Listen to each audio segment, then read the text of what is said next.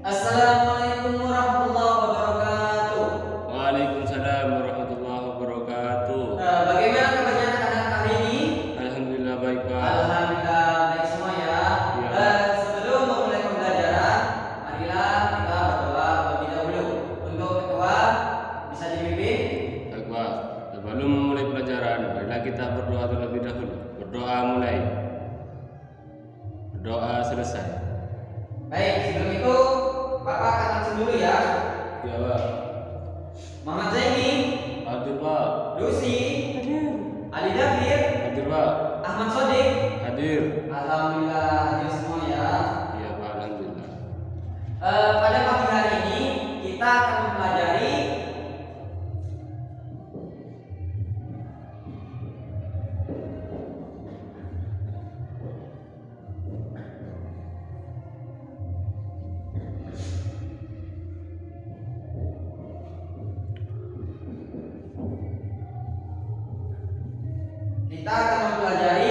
klasifikasi makhluk hidup.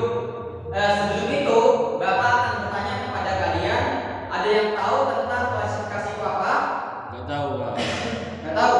Misalkan nih, kita berada di suatu pasar atau di supermarket lah untuk membeli sesuatu barang. Nah, di situ kalian melihat macam-macam buah, sayuran, dan bumbu dapur dan lain-lainnya. Dan kalian membelinya. Lalu setelah itu kalian sampai di rumah. Nah, setelah itu apa yang kalian lakukan supaya mudah untuk membedakan bahan-bahan yang sudah kalian beli di pasar atau di supermarket sebelumnya? Apa yang kalian lakukan? Dijadikan satu Pak, buah sama buah. Ya, benar sekali. Jadi dipisah ya berdasarkan jenisnya. Berarti pengertian klasifikasi adalah pengelompokan. Ya, benar sekali. Secara teori anak-anak, klasifikasi itu suatu cara sistematis untuk mempelajari makhluk hidup atau objek-objek berdasarkan persamaan dan perbedaan yang tampak. Untuk klasifikasi makhluk hidup sendiri merupakan pengelompokan makhluk hidup berdasarkan ciri-ciri yang dimiliki makhluk hidup. Nah, di sini ada yang tahu anak-anak tentang ciri-ciri makhluk hidup apa saja? Ada yang tahu? Tahu Pak. Tahu? Coba sebutkan. Ciri-ciri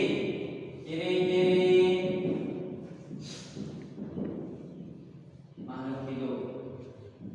Yang nomor satu bernafas Pak. Ya, tadi Bernafas. bernafas. Ada yang tahu lagi? Yang nomor dua bergerak Pak. Bergerak. Ya. Bergerak. Ya. Yang ketiga berkembang biak. Berkembang biak. Ya. Apalagi ada yang tahu? Yang nomor empat memerlukan makanan dan minuman. Memerlukan makanan dan minuman.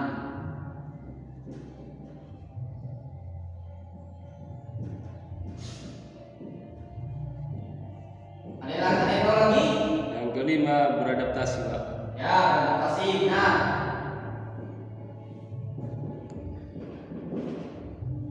ada yang tahu lagi?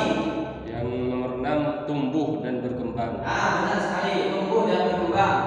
Yang nomor tujuh peka terhadap rangsang. Ya, benar sekali. Yang nomor 7 peka terhadap rangsang. Ya. Nah, tadi ciri-ciri yang pertama tadi disebutkan bahwa ciri-ciri makhluk hidup bernafas. Jadi kenapa ciri-ciri makhluk hidup itu bernafas? Karena semua makhluk hidup yang tinggal di bumi ini pasti bernafas. Kalau kita tidak bernafas, kita tidak bisa menghirup udara, menghirup oksigen dan mengeluarkan karbon dioksida. Lalu ciri yang kedua yaitu bergerak ya.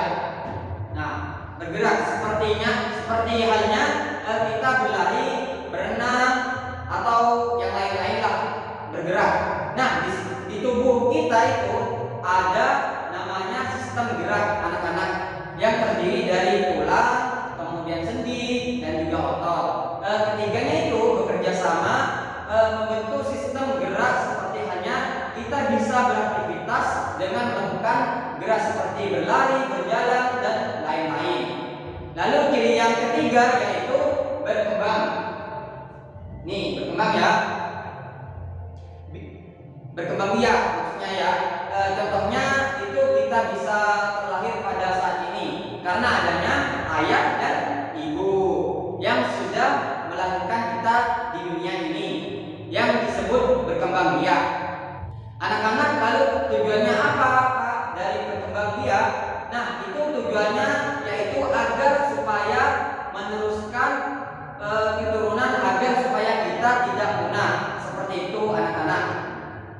Kemudian ciri yang keempat yaitu memerlukan makanan dan minuman.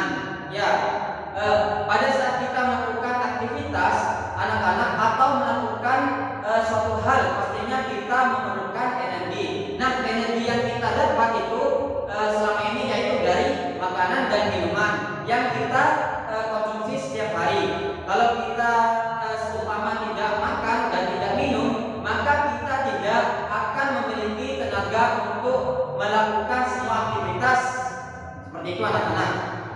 Kemudian ciri yang kelima yaitu beradaptasi atau yang disebut dengan menyesuaikan diri dengan lingkungan sekitar.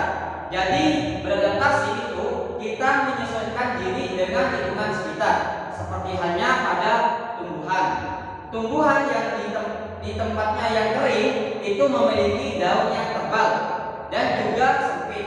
Kemudian tumbuhan yang berada di tempat yang lembab pasti memiliki daun yang lebar dan juga tipis. Kemudian ciri yang keenam yaitu tumbuh dan berkembang. Contohnya seperti kalian pada saat masih bayi sampai tumbuh menjadi orang dewasa pasti mengalami fase pertumbuhan dan perkembangan. Mengalami perubahan berat badan, mengalami tinggi badan, itu disebut dengan tumbuh dan berkembang. Lalu pada hewan seperti halnya pada kupu-kupu itu mengalami tumbuh dan berkembang juga, mulai saat kupu-kupu bertelur, kemudian menjadi ulat, lalu menjadi kepompong, lalu menjadi kupu-kupu yang sempurna. Itu yang disebut tumbuh dan berkembang anak-anak. Kemudian ciri yang ketujuh yaitu peka terhadap rangsang. Contohnya seperti apa? Ada yang tahu anak-anak? Nggak tahu Pak. Nah, nggak tahu ya. Nah, jadi contohnya peka terhadap rangsang ini pada saat mata kalian terkena sinar matahari, pasti kalian akan spontan menutup mata kalian menggunakan tangan atau memejamkan mata kalian. Itu yang disebut peka terhadap rangsang. Lalu pada tumbuhan seperti halnya pada tumbuhan putri malu. Kalian tahu kan tumbuhan putri malu itu apa? Iya tahu Pak. Tahu kan? Nah, perhatikan pada saat kalian menyentuh daun putri malu, maka daun yang disentuh pasti akan menutupkan daunnya. Nah, itu yang disebut dengan peka terhadap rangsang. Jadi dari apa yang Bapak jelaskan, apakah kalian sudah paham anak-anak? Paham Pak, paham. Sudah paham ya? Nah, jika sudah paham yang Bapak jelaskan, Bapak sekarang akan membagikan kalian dalam kelompok. Masing-masing kelompok terdiri dari 5 orang anak. Ya. Iya Pak.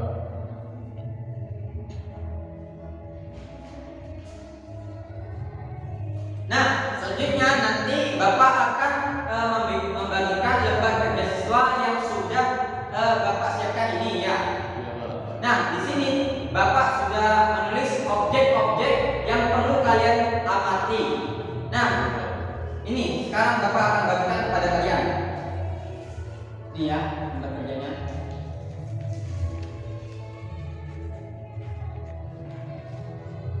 Nah, silakan untuk dikerjakan terlebih dahulu ya. Baik Pak.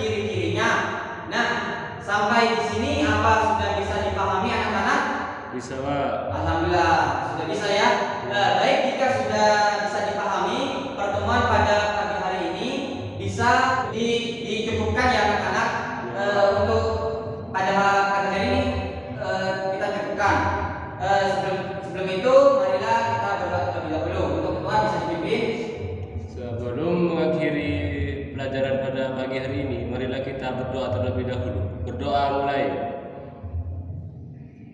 Berdoa selesai. Baik, assalamualaikum warahmatullahi wabarakatuh. Waalaikumsalam. Semoga ilmu yang Bapak sampaikan